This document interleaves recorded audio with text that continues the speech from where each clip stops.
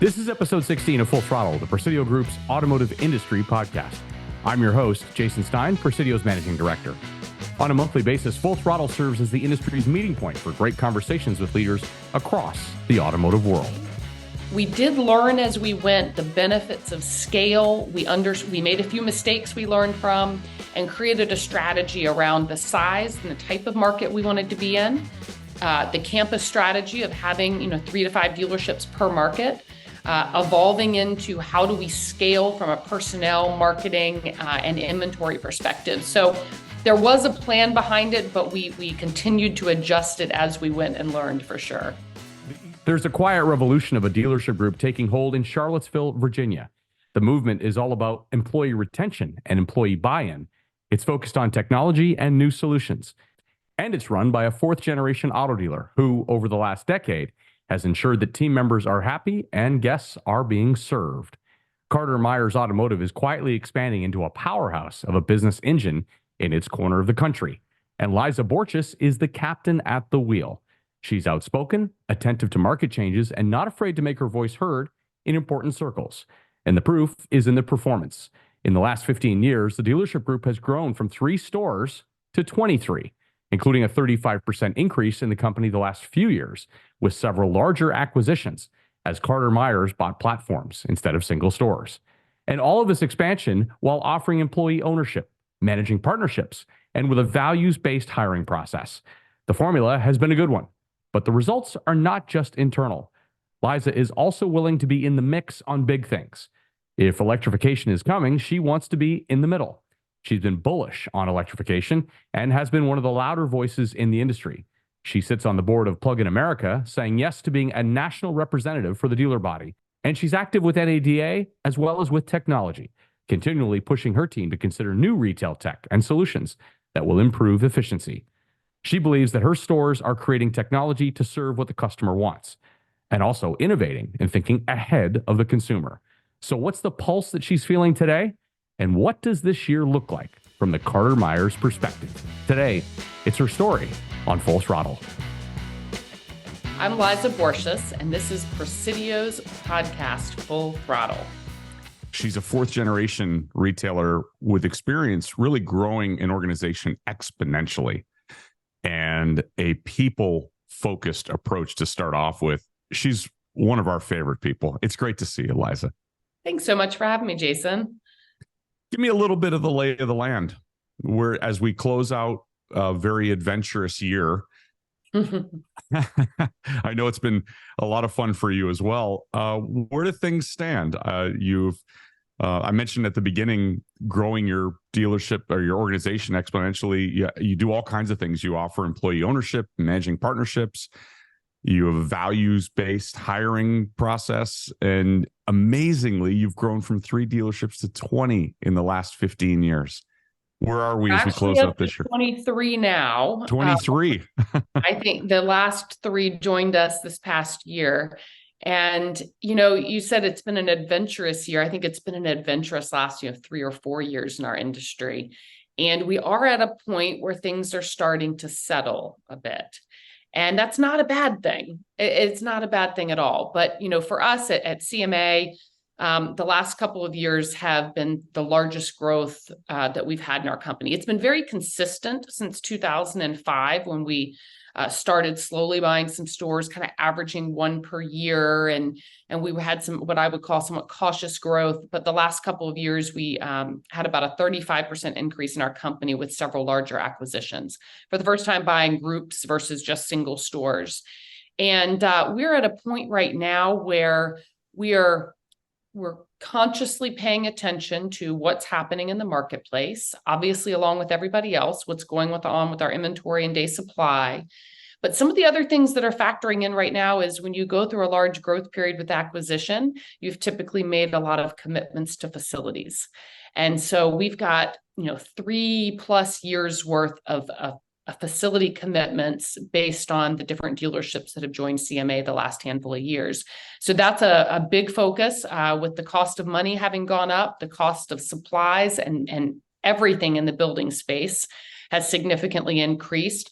We're just needing to make some adjustments, make sure we're making smart decisions on what the future of our dealerships needs to look like while also complying with our OEM requirements, continuing to invest in EV infrastructure as both required and needed. So, we're being very conscious right now of any additional commitments that we're taking on, because we've still got a lot to fulfill based on the growth we've had the last 2 years. Yeah, a lot of work to do and a lot of subjects there to dig into. But I want to go back to what you said about growth. Was it your ambition to grow exponentially? Was this always been the plan? Since about 2010, that was when my dad and I started transferring the ownership and really creating a common vision of both where he saw the company going and where I did. And we did a year or two of work, just making sure that he and I were aligned so that he felt confident passing over the reins to me. Right about that time, 2008 had scarred a lot of dealerships. There were a lot of people that were, not sure they wanted to go through something like that again. And so we started getting acquisition opportunities. It was also a moment in our company where we started sharing our story about being an ESOP and that every associate in our company has ownership. That was something that was only an internally discussed idea for the previous 20 years. So that was an attractive option for people looking to sell. They really liked the idea that they could sell their company to a group, and then their associates, their employees, would become owners in that company. So that was I think a pretty neat thing that we started really focusing on. So it was a conscious decision to begin to grow our company. We did learn as we went the benefits of scale. We made a few mistakes we learned from, and created a strategy around the size and the type of market we wanted to be in. The campus strategy of having 3 to 5 dealerships per market, evolving into how do we scale from a personnel, marketing, and inventory perspective. So there was a plan behind it, but we continued to adjust it as we went and learned, for sure. The ESOP model, as you said, was discussed internally, but never really outwardly facing. What was that pivot point? Why? It was really when I started to get to know the company, and I kept asking my dad, I'm like, we have this wonderful thing called an ESOP, and our own associates didn't even really understand the value that they had in the stock in the company. Now, part of that was because our company hadn't grown a lot over the previous 20 years. So they were getting, some small increases in their stock, but, it wasn't that big a deal. Well, we decided that it really needed to be the foundation of what our company was built on, that every person came to work every day as the owner of this business, and changing the mentality of every single person within Carter Myers Automotive. And then once they saw, as we acquired more stores and grew, and their stock started going up exponentially along with our growth, it really hit home of what the value of being a part of an ESOP meant. And so, last year, our stock price went up 30%, and that certainly outperformed the market last year. Yes. And we'll have our second ESOP millionaire retire this year. And he started with us as a technician when he was 17, and he'll retire with somewhere in the range of $1.2 million of stock that he didn't put a dime in, but he put a lot of hard work. Wow. What a cultural shift that would result in, wouldn't it? Yeah, it was a big deal for us around the year of 2011 that we made that shift into focusing on what our ESOP meant to the company and ownership. It was a big deal for us. Yeah, I'll bet. Well, you mentioned a couple of items that are, trends that you're grappling with. Let's talk electrification. Where do you sit on that subject? And you mentioned your 3-year commitments in some cases to facilities, and obviously that's all rolled into it. What's your point of view on electrification? So, Jason, I've been bullish on electrification, and I think been one of the louder voices in our industry, being very positive and pro EV. I currently sit on the board of Plug-in America. I'm the one national representative for the dealer body. NADA asked me to sit on that board. And I've been very involved with our OEMs around some of their strategies, as well as legislation on the state level here in Virginia. Now, I see all of the challenges with EVs as well, but I do believe there is an important place for them in our future and in our industry. And what we don't want, and what I've been really fighting and giving a voice to, is that dealers are a critical part of the solution to the direction of EVs in this country. If we want to have any sort of mass market share, if we want to have proper servicing solutions, and we want to have trusted advisors for our consumers to go down this path, dealers and the franchise model system is the best partner in this journey. Now, what makes me sick is there was an article yesterday morning that said, and I believe it was in the Washington Post, it said electric vehicles are hitting a roadblock, car dealers. And it was an awful article. It was the narrative was was incorrect. They had a couple of anecdotes in there, some of which I believe are quite old, and it was disturbing to read the article. That is exactly the type of press we cannot have in this industry. I am sure that there are dealers right now that are not happy that EVs have a longer day supply sitting on our lots. That is a real factor right now. But there are so many things that go into EVs being the right size market share of our industry. And we have to be a part of that solution and that conversation, and we need to be at the table. So I am all in on being a part of the solution, Jason. My husband drives an EV, has for 4.5 years. I drive a plug-in hybrid. I want to make sure that we know what our consumers may be going through, that we can speak intelligently to this. So I could talk to you for an hour about all my thoughts around EVs. So tell me where you want to go. So is it a marketing problem? I believe, and Toyota, I think, has the smartest strategy, but didn't originally communicate it well enough. Consumers, anytime there's a major shift, like moving from an ICE to an EV, there's a pathway, and it doesn't happen overnight. Having plug-in hybrids and hybrid options, I remember Toyota like 4 years ago shared with me, they said, we want to be able to pull consumers slowly through the journey. We're going to first take all of our ICE vehicles and make them mild hybrids. And then maybe we have some plug-in hybrids that they then move to, and then we put them in an EV. There are going to be some customers, the early adopters, they're going to go all EV. But the majority of consumers need to, like most change in life, when you look at change leadership and change management, there are steps that have to happen. And what I believe has occurred in the last couple of years, our administration and government doesn't have all of the facts or the right data, and they've kind of gone all in on EV instead of understanding what are all of the pieces of this puzzle that can be put together, and how do we not just put all of the dollars, the tax credits, and the investment in one space. And they need to have more voices at that table. Then I think what happened with the Inflation Reduction Act, there was some, the day that came out, we saw our EV sales drop. The day that people got confused about tax credits and didn't even understand who qualified, what cars qualified, our sales went down immediately.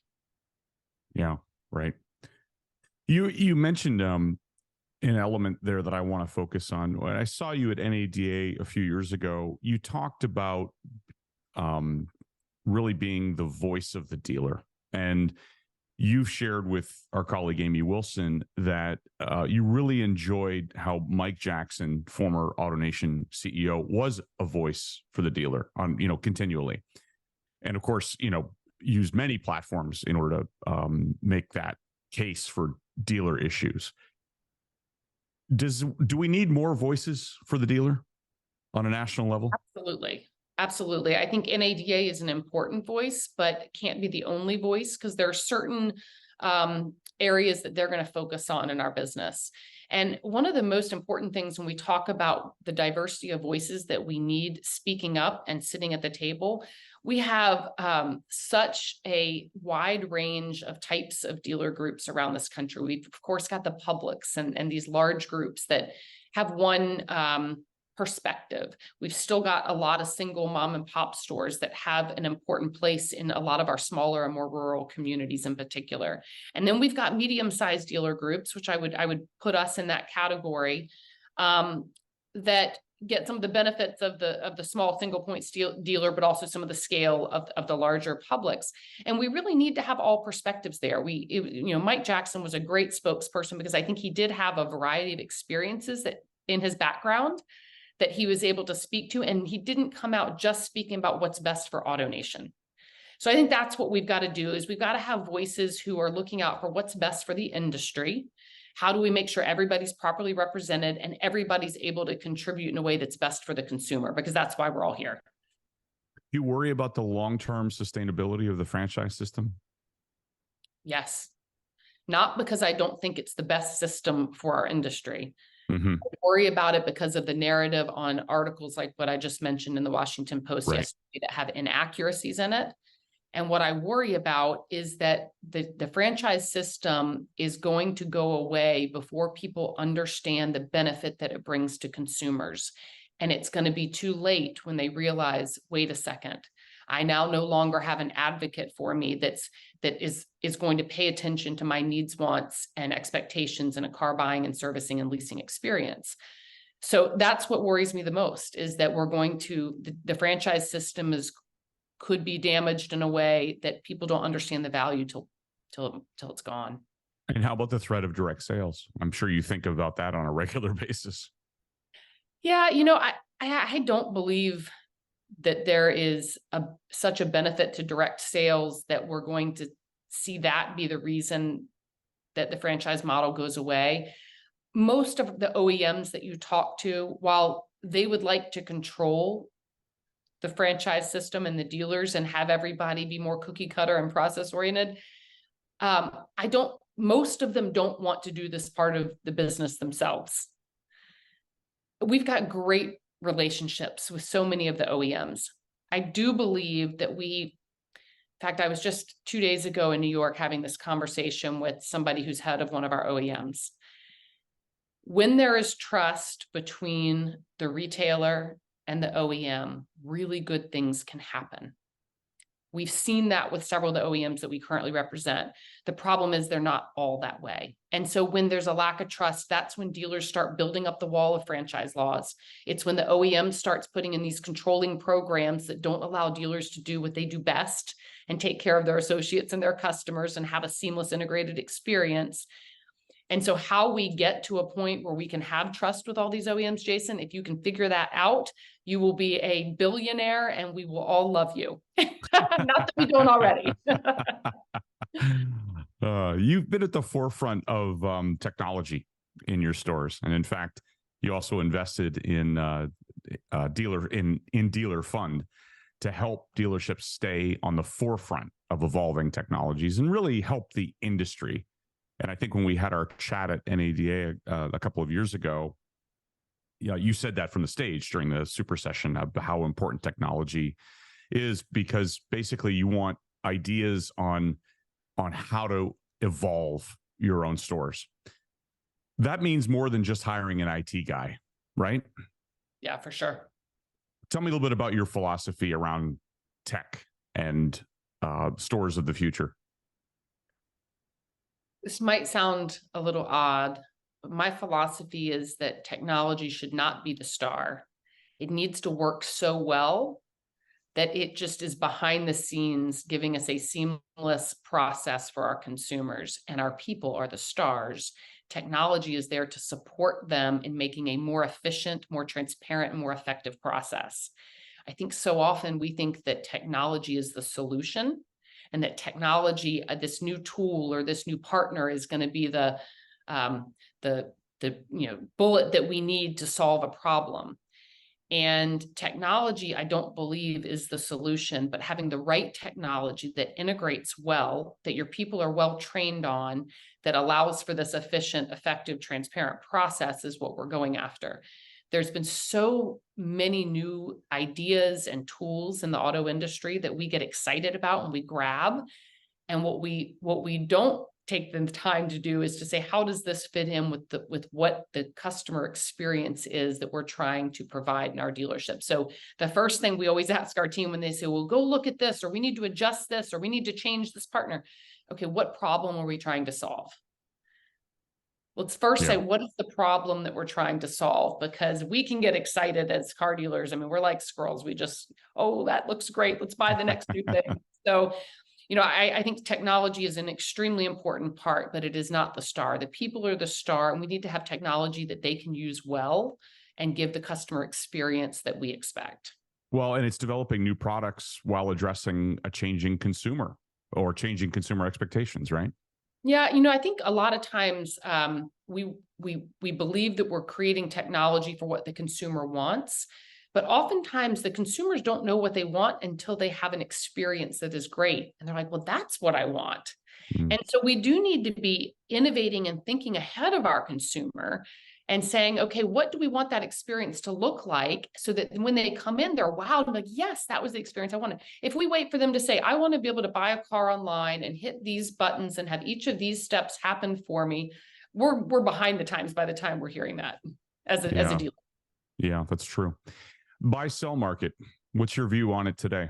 And by the way, are you in the market for more? I don't think you are, based on what you said at the opening. Well, I mean, we're always in the market because there are certain opportunities that are only going to come up once in a generation.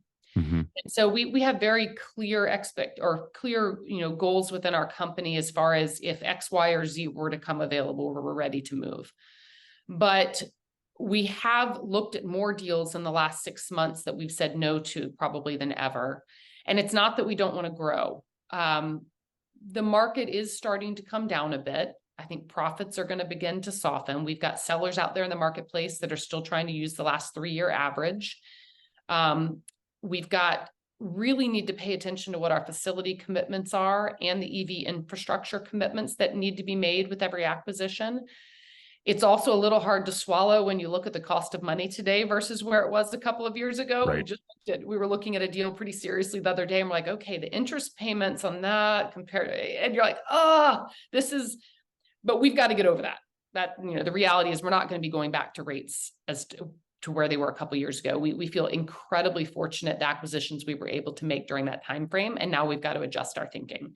So we are certainly still in the market, but we're going to watch over the next year and make sure that we can potentially get to a point where sellers are a little bit more realistic, or at least have a year of data that might offset some of the averages. And honestly, I think business is going to be harder in the next 2 years, and there are going to be people that want to get out because it's been easy.